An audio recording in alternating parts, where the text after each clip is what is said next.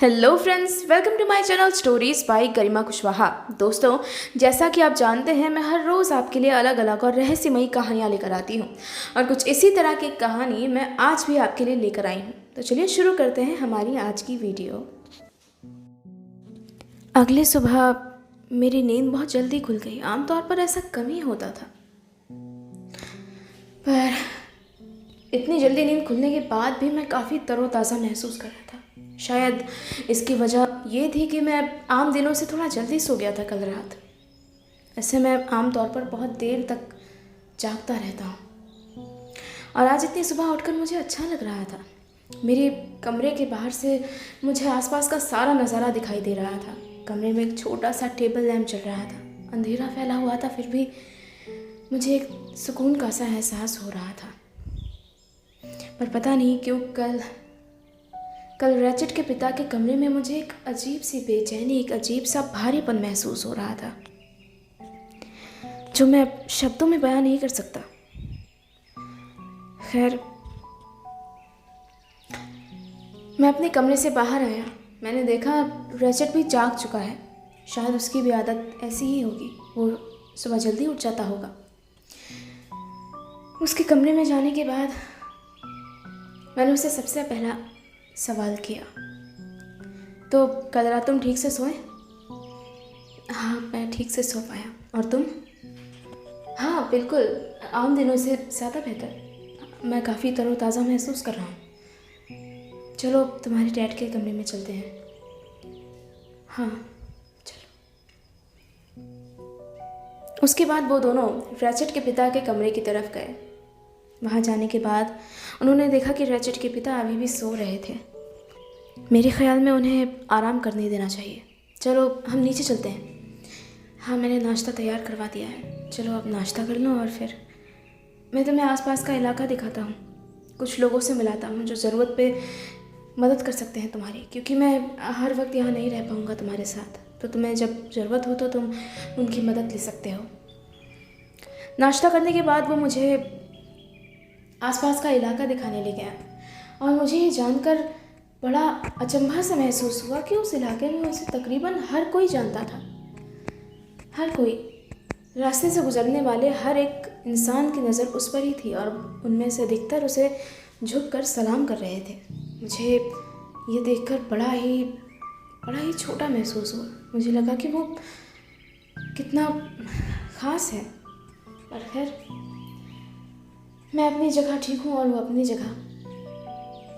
हम आगे बढ़ते गए और आगे बढ़ने के बाद वो मुझे एक घर तक ले गया। ये घर भी काफ़ी सुंदर और संभ्रांत इंसान का लग रहा था।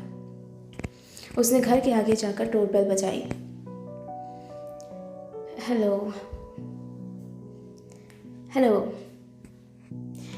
ये है मेरे दोस्त ब्रूस और आप हैं मिस्टर टिमोथी। आपसे मिलकर खुशी हुई। जी हाँ, मुझे भी आपसे मिलकर बहुत खुशी हुई।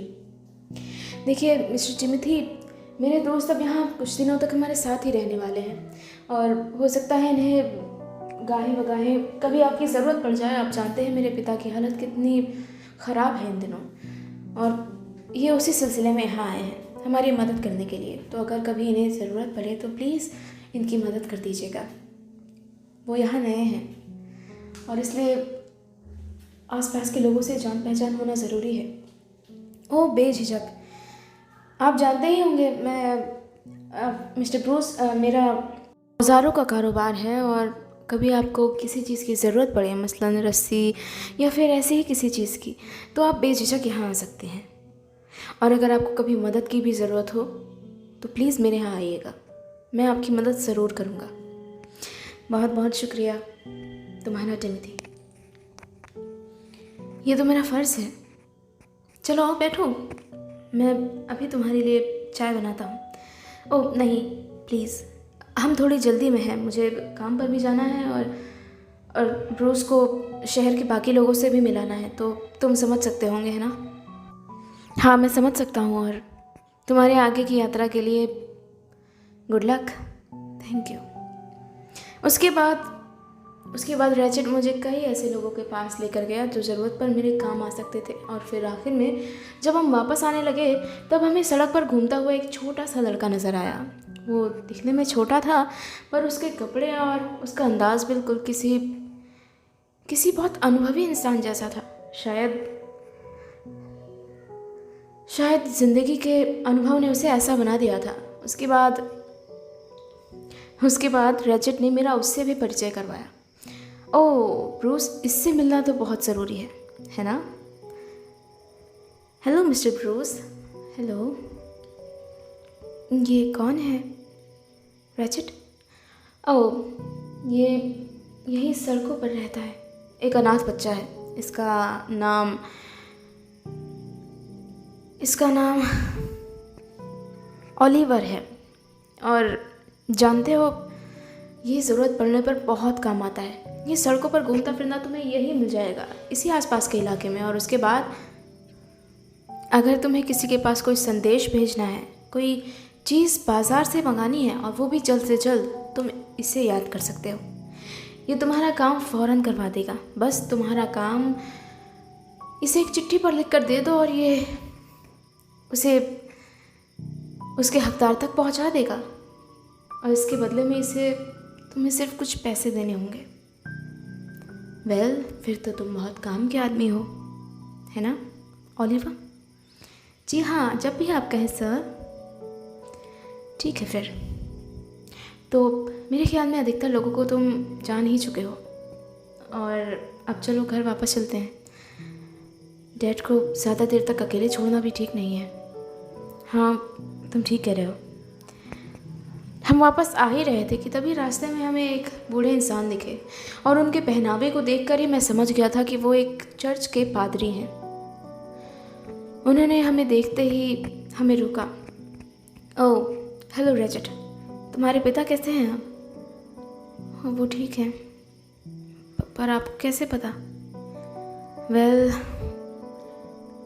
मुझे कल रात एक बुरा सपना आया और मैंने उन्हें देखा, वो बीमार हैं। और बस मुझे ऐसे ही ख्याल आया कि शायद वो किसी मुसीबत में है।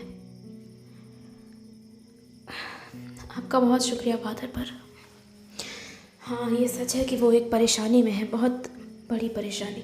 पिछले कई दिनों से वो इसी हालत में है और मैं उन्हें उस हालत से निकाल नहीं पा रहा हूँ। किसी भी कोशिश पर, किसी भी कीमत पर वो ठीक नहीं हो पा रहे हैं। मैंने शहर के कई डॉक्टर्स को बुलाया और ये मेरे दोस्त हैं ब्रूस, मैंने इन्हें भी बुलाया और ये इसी सिलसिले में आए हैं मेरे पिता को देखने, उनका इलाज करने। तुम्हें जानकर थोड़ा बुरा लगेगा और शायद तुम मेरी बात मानो भी ना बेटा, पर ये कोई बीमारी नहीं है। मेरे ख्याल में तो नहीं है। बीमारी नहीं है? हाँ, ये कोई बीमारी नहीं है। रैचेट, क्या तुम्हें जिन गॉनर के बारे में पता है? जी हाँ, जानता हूँ और पिताजी ने भी मुझे उसी के बारे में बताया था। और अब मैं इन कहानियों से ज़रा भी वास्ता नहीं रखना चाहता। देखो, तुम्हें ये बुरा लग सकता है पर ये कुछ हद तक सही हो सकता है। और ये बात मैं यूं ही हवाई तीर छोड़कर नहीं कह रहा हूँ रैचेट। इस बात का एक ठोस कारण है जो मैं तुम्हें आज कह रहा हूँ। और अगर तुम्हारे पास वक्त है तो प्लीज़ मेरी बात सुनो। हो सकता है तुम्हारे पिता की कुछ मदद हो पाए, वरना शायद ही तुम कुछ कर पाओ या फिर तुम्हारे डॉक्टर दोस्त कुछ कर पाएँ। माफ़ कीजिएगा मिस्टर ब्रूस, मैं आपकी काबिलियत पर शक नहीं कर रहा हूँ, पर ये चीज़ आपके काबू से परे है। ये कोई बीमारी नहीं है। यकीनन अगर ये कोई बीमारी होती तो आप ज़रूर उस पर काबू कर सकते थे, पर ये एक आत्मा है, एक रूह है जो तुम्हारे पिता को परेशान कर रही है। प्लीज़ फादर, मैं वैसे भी बहुत परेशान हूँ। आई नो तुम परेशान हो, मुझे पता है बेटा, बट तुम्हारे पिता कुछ दिन पहले मेरे चर्च आए थे। मैं कई दिनों से उनका इंतज़ार कर रहा था। उन्होंने वहाँ कुछ ऐसा कहा था जिसके बाद मुझे कुछ ऐसा होने की उम्मीद ज़रूर थी, बिल्कुल थी। जानते हो, मैंने इसे रोकने की कोशिश की थी। ये सब कुछ काफ़ी बड़ा है। मैं यहाँ सड़क पर खड़े होकर तुम्हें ये नहीं समझा सकता रैचेट। अगर तुम अपने पिता को बचाना चाहते हो तो तुम मेरे घर आ सकते हो फिलहाल के लिए, वरना मैं तुम्हारी मदद नहीं कर पाऊँगा। आपका बहुत बहुत शुक्रिया। रैचेट, आखिर ये जिनगॉनर है क्या जिसके बारे में ये सभी कह रहे हैं? उन पादरी से कुछ दूर चले जाने के बाद मैंने रैचेट से पूछा, मैंने तुम्हें कल बताया था ना? हाँ, पर इसकी वजह से क्या होता है? ये आखिर करता क्या है?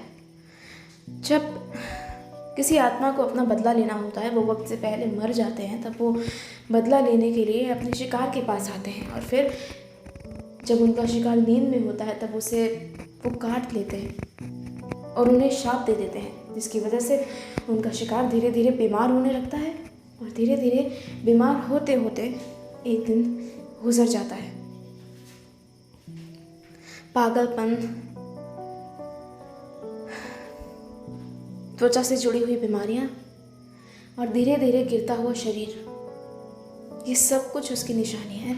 रैचेट, ये सब कुछ तो एक आम बीमारी की निशानी है। हाँ, मैं वही कहना चाहता हूँ, तुम इनमें अंतर नहीं कर सकते हो। लोगों ने पुराने ज़माने में सिर्फ कहानियाँ बनाई जिसके सहारे वो आम इंसान को लूट सके, उन्हें बेवकूफ़ बना सके। पर आज का ज़माना विज्ञान का है और मैं उसी पर विश्वास करता हूँ, और मैं जानता हूँ कि तुम मेरे पिता को ठीक कर पाओगे। मुझे तुम पर पूरा भरोसा है। मैं पूरी कोशिश करूँगा। रैचेट मुझ पर इतना भरोसा कर रहा था और अब मुझे खुद पर शक होने लग गया था। मुझे बहुत घबराहट हो रही थी। मैं किसी कीमत पर भी उसका भरोसा तोड़ना नहीं चाहता था। उसके पिता को हर हालत में ठीक करना चाहता था, चाहे मुझे इसके लिए कुछ भी करना पड़ता। पर मैं ये कैसे करने वाला था, इस बारे में मुझे अब तक कुछ समझ नहीं आ रहा था। घर वापस आने के बाद हमने देखा रैचेट के पिता उठ चुके थे और वो थोड़े शांत नज़र आ रहे थे। हम उनके करीब गए, पर जब हम उनके करीब गए हमने उनके कंधे की तरफ देखा। उनके कंधे पर खून के धब्बे लगे हुए थे। ओह माय गॉड रैचेट, उनका जख्म, मुझे उसे देखना होगा। देखो, अगर मैंने कुछ नहीं किया तो सेप्टिक हो सकता है। तुम्हें मेरी मदद करनी होगी। क्या आज तुम्हारा जाना ज़रूरी है? खैर, मैं एक दिन के लिए यहाँ रुक सकता हूँ, तुम्हारे लिए, पिताजी के लिए। ठीक है, तो यहाँ रुको। मैं बस एक दिन में यहाँ के सारे हालात समझ लूँगा और फिर कल तुम आराम से अपने काम पर चले जाना। ठीक है? ठीक है, मैं यहीं रुकता हूँ। उसके बाद हमने मिलकर उसके पिता के घाव की साफ़ सफाई की। मैंने उस पर दवा लगाकर बैंडेज कर दिया। काफ़ी देर बाद उसके पिता खामोश रहने के बाद कुछ बोले। तुम्हें देखकर अच्छा लगा ब्रूस। मुझे बहुत खुशी हुई कि तुम मेरे बेटे के सच्चे दोस्त हो कि उसके बुलाने पर यहाँ तक आ गए, इतनी दूर तुम्हारे घर से। मुझे खुशी है कि मेरे बेटे को अच्छे लोगों की परख है और मैं उम्मीद करता हूँ कि वो आगे जाकर मेरा काम संभाल पाएगा। रैचेट बेटा, मुझे उम्मीद है कि तुम ये संभाल पाओगे। मुझे तुमसे बहुत उम्मीद है। मेरे बाद अब तुम्हें ही ये करना होगा। तुम जानते हो ये सच्चाई है और मैं भी ये जानता हूँ। नहीं डैड, ऐसा कुछ नहीं होने वाला। हम दोनों इसे मिलकर संभालेंगे। आप ऐसा क्यों कह रहे हैं? देखो, तुम बस घबरा रहे हो। सब चीज़ें ठीक हैं। तुम इसे संभाल सकते हो। तुम सब कुछ जानते हो इसके बारे में। पर पिताजी आपके जितना नहीं जानता। इट्स ओके, सब ठीक हो जाएगा। तुम धीरे धीरे सीख जाओगे। जब मैं तुम्हारे जैसा था, मुझे भी इसके बारे में कुछ नहीं आता था, पर मैंने ये सीखा। हालात सब कुछ सिखा देते हैं। तुम भी सीख जाओगे। आप ठीक हो जाएंगे। आप ऐसा क्यों कह रहे हैं? आप मेरी हिम्मत गिरा रहे हैं पिताजी। सॉरी बेटा, पर ये सच्चाई है। तुम मेरी बात समझ नहीं रहे हो। तुम उस पर भरोसा नहीं कर पा रहे हो, पर मैं उसे देख पा रहा हूँ। मैं अपनी मौत को अपने सामने देख पा रहा हूँ।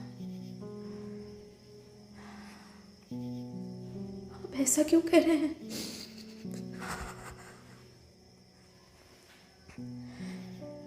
उसके बाद रैचेट रोने लगा और अपने पिता के पास गया।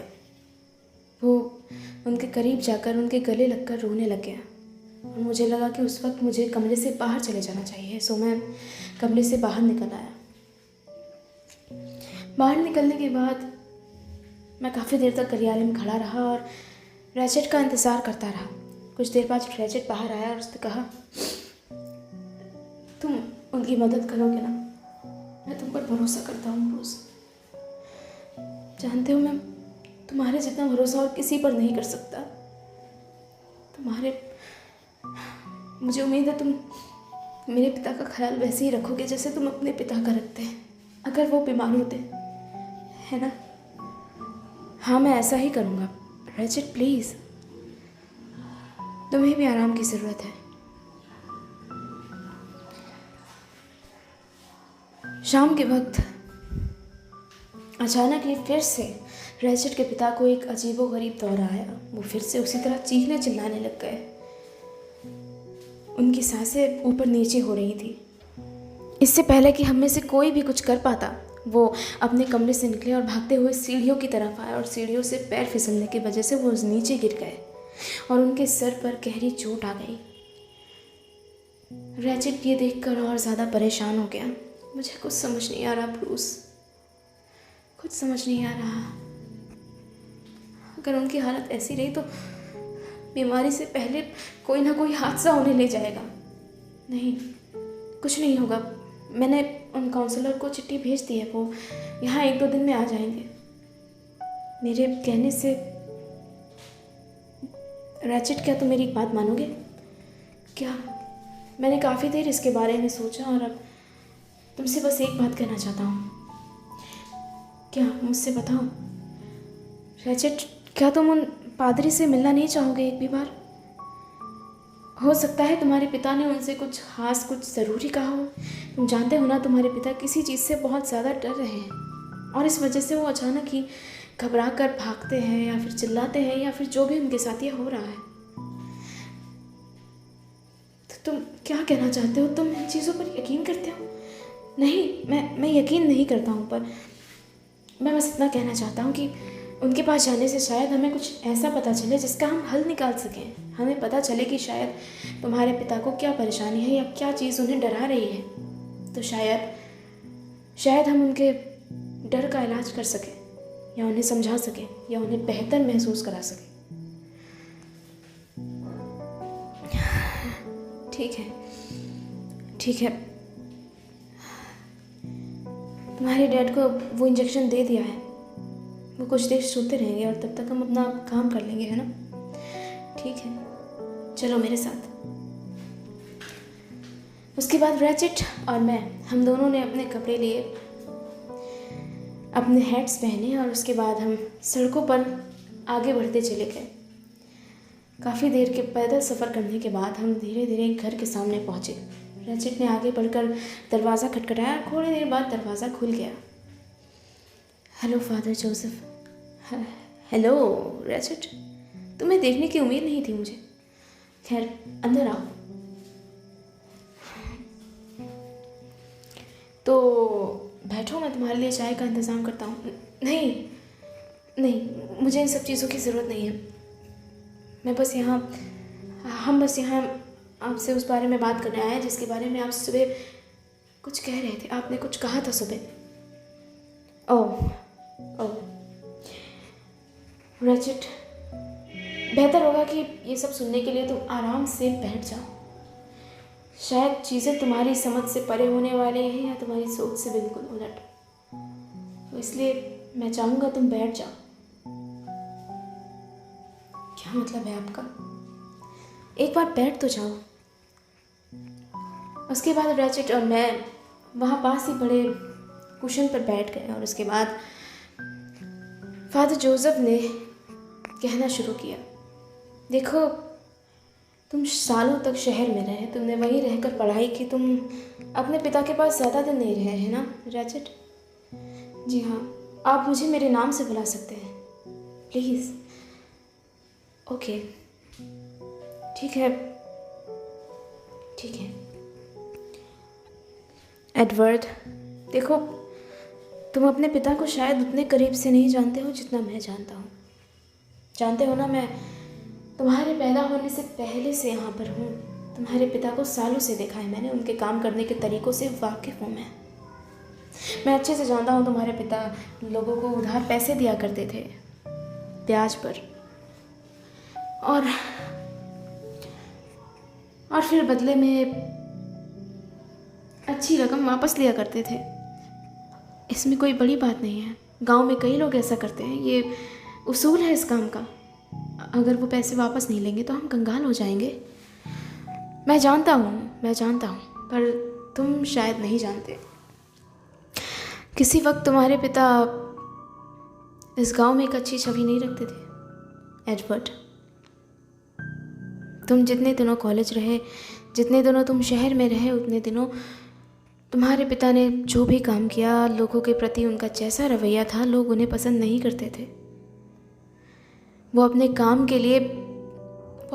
के लिए ये सब कुछ करते थे। शायद कभी कभी वो लोगों के लिए इतने ज़्यादा निर्दयी हो जाते थे कि लोग उन्हें बद्दुआएं तक देते थे।